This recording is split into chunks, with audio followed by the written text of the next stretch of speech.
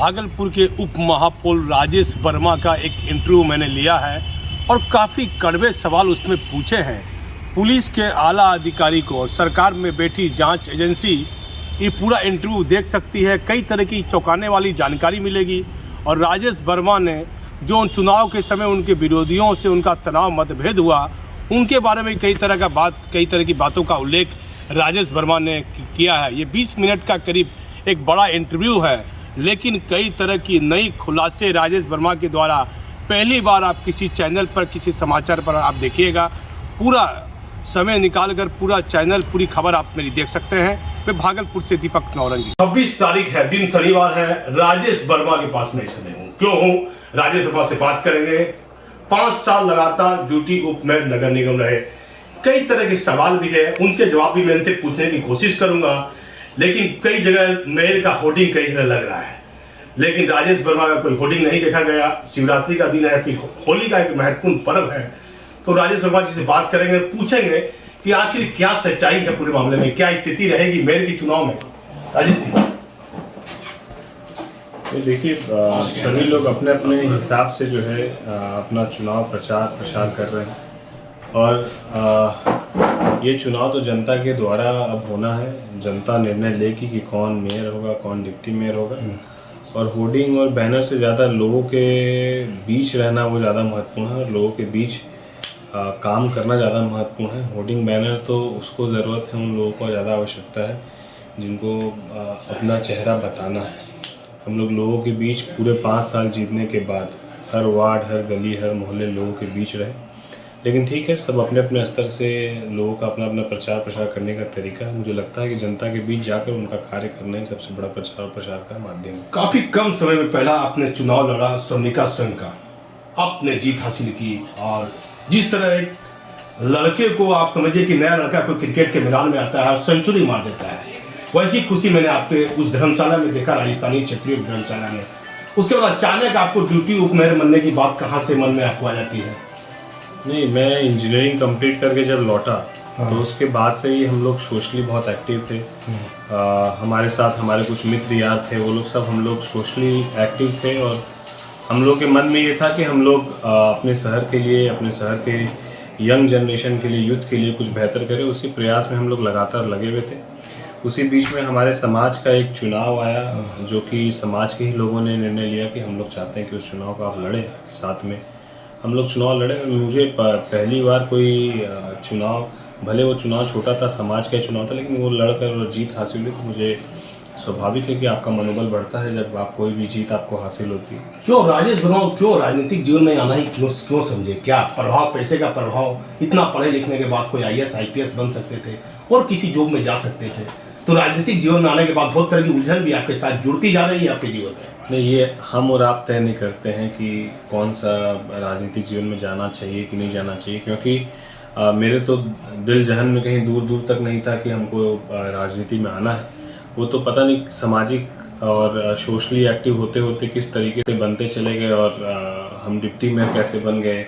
ये शहर के लोगों का स्नेह आशीर्वाद है। मैं शहर के तमाम लोगों का इसके लिए दिल से धन्यवाद देता हूँ कि कम उम्र में लोगों ने विश्वास जताया और मैंने अपने तरफ से कोशिश ये रखी कि पूरे 5 साल लोगों के बीच रहूं और 5 साल लोगों के बीच रहा। मेरे कुछ कड़वे सवाल का जवाब आप दीजिए। 5 साल के दौरान नगर निगम पर लगातार कुछ लोग सोशल मीडिया पर व्यक्तिगत आप पर उंगली उठाते गए। क्या आप ये सफाई के कारोबार से कि वार्ड नंबर 38 में राजेश वर्मा के इलाके में यहाँ गंदगी है, इसकी फोटो वायरल करते गए। आज भी लोग, कोई पेशाब कर रहा है, कोई कुछ भी कर रहा है, तो उस पर लोग कमेंट उठाते हैं। क्या आपको लगता है कि आपने साफ सफाई का काम भी बेहतर तरीके से आप कर पाए नगर निगम में? देखिए, सबसे महत्वपूर्ण विषय ये है कि आप अपना 100% काम कर पाते हैं कि नहीं कर पाते। उससे ज़्यादा महत्वपूर्ण है कि आप 100% प्रयास करते हैं कि नहीं करते हैं। तो मैंने अपना 100% प्रयास किया। स्वाभाविक है कि सारी चीज़ें आपके हाथ में नहीं होती है। कुछ डिप्टी मेयर एक साइनिंग अथॉरिटी नहीं है, मेयर साइनिंग अथॉरिटी है, पदाधिकारी हैं, प्रशासनिक पदाधिकारी हैं जिनको इम्प्लीमेंट करना है। तो मैंने 100% प्रयास किया कि काम हो। जितना हो पाया वो काम ज़रूर हुआ। बाकायदा जो लोग, देखिए हर चीज़ में है कि कुछ लोगों का विरोधाभास हमेशा रहता है, उनके बारे में मैं कुछ नहीं कहना चाहूँगा। बस ये कहना चाहूँगा कहीं ना कहीं उन्होंने बताया कि वार्ड में ये कमी रही, ये कमी रही, तो हम लोगों ने प्रयास किया कि वो कमी दूर करूँ। आज आप देख के आइए जो हटिया का रोड है वो उसकी स्थिति क्या थी। आज हम लोगों ने पेवर ब्लॉक बिछा के उस खूबसूरत रोड बनाया, दीवार आज वहाँ लगा दी। आज जो लोहा पट्टी में जो पानी जमा रहता था एक एक दिन तक, आज जब भी बारिश आती तो 1 घंटे में पूरा पानी निकल जाता। वो नाले निर्माण का कार्य कराया। सफाई की व्यवस्था के लिए हम लोगों ने, मैं पहला वार्ड पार्षद था जिसने अपने तरफ से डोर टू डोर जो है 2-2 डस्टबिन वितरण करके और शहर वार्ड को साफ रखने के लिए पहल किया। लेकिन उसमें पूरी तरीके से प्रशासनिक स्तर से हम लोग को सहयोग नहीं मिला। अगर सहयोग मिलता तो शायद स्थिति और बेहतर होती। क्या लगता है कि आप पूरी कहीं ना कहीं कमी रह गई हो नगर निगम की सफाई में, कहीं ना कहीं विकास में कमी रह गई हो? 100% कमी है उसमें। मैं ये बोल ही नहीं सकता हूँ, प्रत्यक्ष को प्रमाण की आवश्यकता नहीं। शहर के लोग जान रहे हैं और शहर के लोग ये भी जान रहे हैं कि मेरे तरफ से मेरा प्रयास कभी भी इसमें कम नहीं रहा। मेरा प्रयास यहाँ से लेकर प्रधान सचिव और उप मुख्यमंत्री जो हमारे अभी नगर विकास मंत्री, उनके सामने तक हमने पूरे निगम की बात मजबूती से रखी बिना किसी भय के। चाहे वो अफसर का गलती रहा तो अफसर के बारे में हमने कहा। तो देखिए 25 साल 30 साल की मुर्दा राजनीति से बेहतर है कि 5 साल की अब जिंदा राजनीति करें। जीत हार अपनी जगह। राजनीतिक गलियां आपको बीजेपी को हराने के लिए आप लोजपा से खड़े हो गए। आपने 20-21 हजार वोट ले आया जिसके कारण यहाँ के कांग्रेस के नेता तीसरी बार जीत गए। किस पर क्या बोलिएगा? नहीं, हमारा कहना है कि कहीं लिखा ऐसा थोड़ी है कि भागलपुर से भाजपा और कांग्रेस ही चुनाव लड़ेगी। आने वाले वक्त में और भी पार्टियां आ रही हैं। आम आदमी पार्टी भी हो सकता है कल आए, हमारी पार्टी लोक जनशक्ति पार्टी हो सकता है अलग लड़ जाए। कल गठबंधन महागठबंधन हो सकता है, कांग्रेस अलग लड़े, आरजेडी अलग लड़े। तो अब लोकतंत्र है, उसमें चुनाव लड़ने का सबको अधिकार है। मुझे पार्टी ने सिंबल दिया तब तो चुनाव लड़ा। अगर पार्टी सिंबल नहीं देती। काफी विवादों में रहे चुनाव लड़ने के बाद। कुछ अपने लोग भी विरोध किए, कुछ बड़े राजनीतिक लोग भी विरोध किए, जिनसे आप विवाद नहीं चाहते थे उनसे भी विवाद बढ़ा।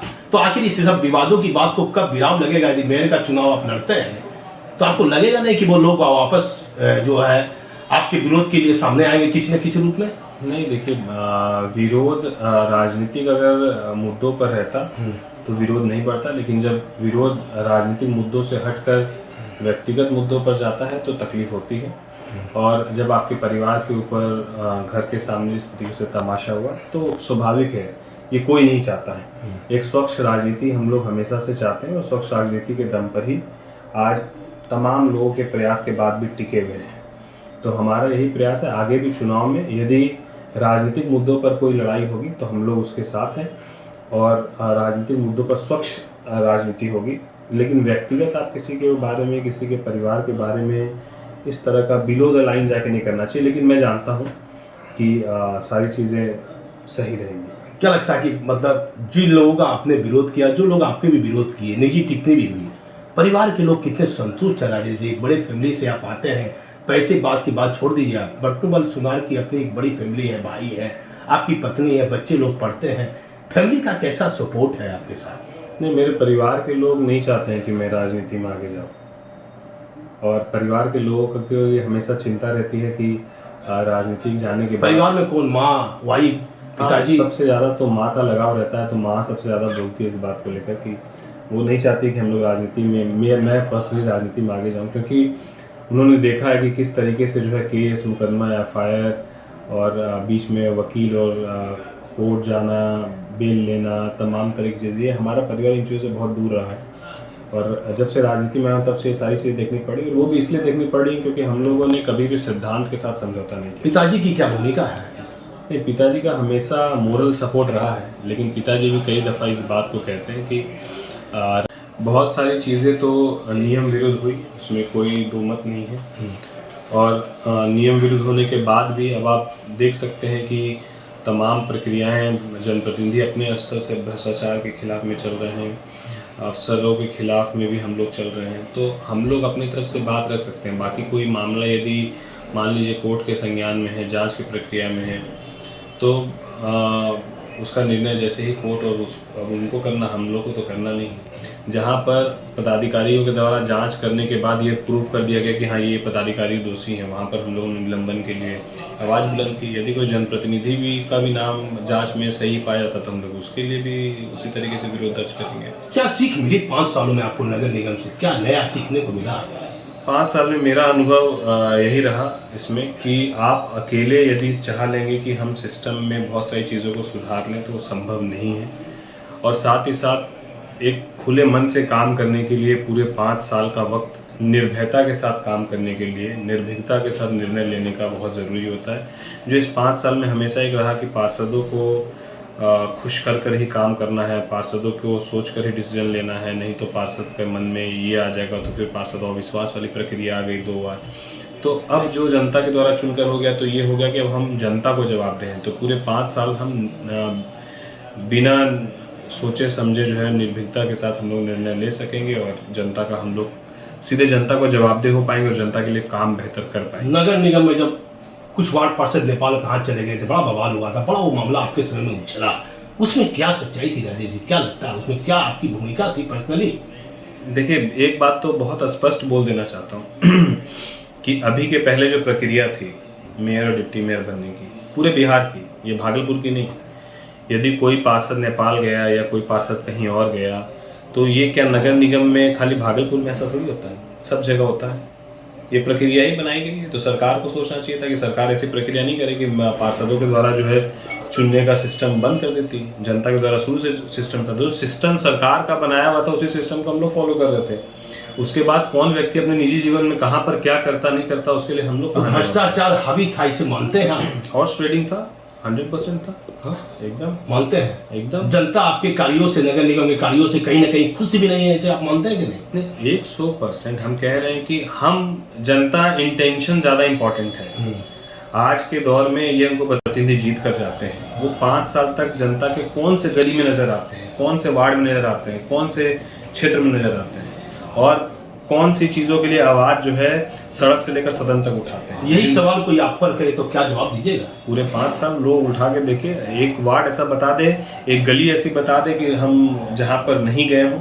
हमने लगभग हर वार्ड, हर गली, हर मोहल्लों का निरीक्षण किया, कमोबेश समाधान किया। यदि हम 50% भी समाधान कर पाएँ तो हमको लगता है कि हमने ठीक ठाक काम कर पाने की स्थिति में रहा। और सबसे बड़ी बात कि पूरे 5 साल तक के कार्यकाल में हम पर भ्रष्टाचार का एक नया पैसा का इल्ज़ाम कोई नहीं लगा पाया, जिसमें तमाम लोग विरोध में जम कर रहे, लेकिन कोई इस चीज़ का नहीं लगा पाया। यहाँ तक कि मैंने अपना भत्ता, अपने ड्राइवर, तेल, ये वो भी सरकारी कोई सुविधा हमने आज तक नहीं ली। एक बात का जवाब दीजिए, आपको सोशल मीडिया पर लगातार एक्टिव रहते हैं, जितनी बातें आपने कही, जनता आपके खिलाफ लगातार, कुछ लोग जो आपके समाज से भी थे, जो आपके समाज से नहीं है, कुछ बड़े नेताओं के समर्थक भी आपके खिलाफ खुलकर सब खिलाफ लिखते आ रहे हैं। इसकी वजह क्या है, क्या माना जाए इसे? ठीक है, उनका प्रेम है, वो प्रेम उनका बढ़ता रहे, हमारा काम करने का तरीका बढ़ता रहेगा। जैसे जैसे हम बेहतर काम करेंगे उनका प्रेम हमारी तरफ बढ़ेगा, उसी तरीके से लिखते रहेंगे। एक हत्या हो जाती है, वहाँ पीड़ित परिवार से मिलने के लिए गए और एक अच्छा संदेश समाज में गया भी, मैंने वो खबर भी बनाई थी। तो क्या लगा इन दिनों भागलपुर में अपराध को लेकर, क्या कहिएगा? नहीं, बिल्कुल अपराध अपने चरम पर है, अपराधियों का मनोबल बढ़ा हुआ है और हम लोग तो यही चाहते हैं कि प्रशासन जो है उद्भेदन हमेशा करे और ना केवल उद्भेदन करे, वैसे आपराधिक तत्व जो है उनको ऐसी सज़ा मिलनी चाहिए कि दूसरा व्यक्ति अपराध करने के पहले सोचे। देखिए, मैं अब अपने अंतिम बात पर आ जाता हूँ, मेयर का चुनाव, क्या कहिएगा भागलपुर की जनता को? मैं बस यही कहना चाहूँगा कि अभी तो मेयर सीट क्या होगी, महिला होगी कि जनरल रहेगा, क्या होगा नहीं होगा, जनता के द्वारा चुनकर जो चुनाव होगा तो 100% मैं मैदान में रहूँगा, क्योंकि अब जनता को चुनना है। अब निर्णय जो भी जीतने के बाद जनप्रतिनिधि वो फ्री होकर वो निर्णय पूरे 5 साल तक वो निडरता के साथ, निर्भयता के साथ जो है वो निर्णय ले पाएंगे।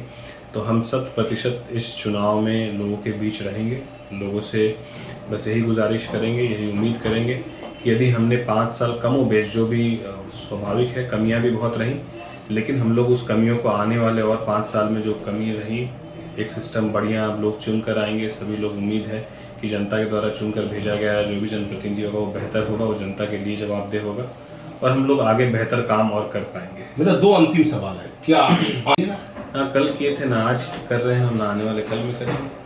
क्या आपको लगता है, मेरे अंतिम बात का जवाब दीजिए, कि जो लोग लगातार आपके खिलाफ लिख रहे हैं, जो आपके समर्थक हैं उनके लिए भी कहिए, जो आपके प्रेमी हैं, जो आपको समर्थन करेंगे उनके बारे में कहिए, वैसे लोग जो लगातार आपके विरोध में रहेंगे, वैसे लोगों को मेरे बिना नाम लिए मेरे चैनल के माध्यम से क्या संदेश देना चाहते हैं? यही संदेश देना चाहते हैं कि आपके द्वारा जो कमियां हमको बताई जाती है, हमारे बारे में लिखी जाती है, जो उसमें से लगता है कि सही है, उसको मैं कम दूर करने का प्रयास करता हूं। जो हमको लगता है कि ये बिना वजह खाली मुझे नीचा दिखाने का प्रयास है, उसको मैं यही समझता हूँ कि यदि विरोध नहीं रहेगा, विरोधी नहीं रहेंगे, तो फिर चुनाव और राजनीति करने का मतलब ही खत्म। लगातार पैसे के बारे में बात उछलती है कि आपका तो पारिवारिक बैकग्राउंड बड़ा मजबूत है कि राजेश वर्मा के पास इतना पैसा आ गया। लोग लिखते हैं कभी कभी कोई बड़ी बड़ी जांच एजेंसी को लिख देता है, जिसमें काफ़ी लोग असफल भी हुए। ऐसे लोगों को जवाब क्या दीजिएगा? देखिए, हमारे पास यदि 1 रुपया भी है तो उसका हिसाब है। हमारे पास ज्वेलरी का शोरूम है, हमारे पास कंस्ट्रक्शन का काम है, हमारे पास वेयर हाउसेज हैं, हमारे पास फिटनेस क्लब है, हमारे पास जो भी चीज़ें हैं उसका हम लोग टैक्स पे करते हैं, सरकार की नज़र में सारी चीज़ें हैं। और बाकी लोगों के पास कहाँ से पैसा है वो बाकी लोग उसका जवाब दें। दूसरी बात, पैसा शहर में बहुत ऐसे लोग हैं जिनके पास है, जो राजनीति में आना चाहते हैं, जो राजनीति में हैं, जिनके पास पैसा है। लेकिन पैसा होना और उस पैसे में से आप कितना ऐसा पैसा है जो आप कमाते हैं और लोगों के बीच लगाने की हिम्मत रखते हैं, सबसे बड़ा विषय ये है। हम लोग लोगों के ही सहयोग से आज पैसा जो कमोबेश कमाए हैं या कमा रहे हैं वो शहर के लोगों के बीच से ही कमा रहे हैं। तो हम दिल खोल के शहर के लोगों को कहीं तकलीफ होती है तो उस पैसे को खर्च करने में भी सोचते नहीं हैं, क्योंकि शहर के लोगों ने आज इस मुकाम तक पहुँचाया, आर्थिक रूप से भी और सामाजिक रूप से भी। इसीलिए हम शहर के लोगों के बीच आर्थिक और सामाजिक रूप से उसी दिल खोलकर, जैसे शहर के लोगों ने आशीर्वाद दिया, हम शहर के लोगों के बीच बड़ी जांच एजेंसी आप पर जांच बिठा देती है, तो क्या कहिएगा इस पर? प्रभावशाली लोगों से आपने राजनीतिक पर मतभेद पैदा किया है चुनाव के दौरान? सब ठीक है, सारी जांच एजेंसियां लगे हैं, जांच एजेंसी लगेगी तो सारी दूध का दूध पानी का पानी होगा, सब स्पष्ट होगा। बाकी बड़े लोग जो हैं, हम क्या बोले, बार बार बड़े लोग कौन होता है? जिसका मोरल हाई होता है।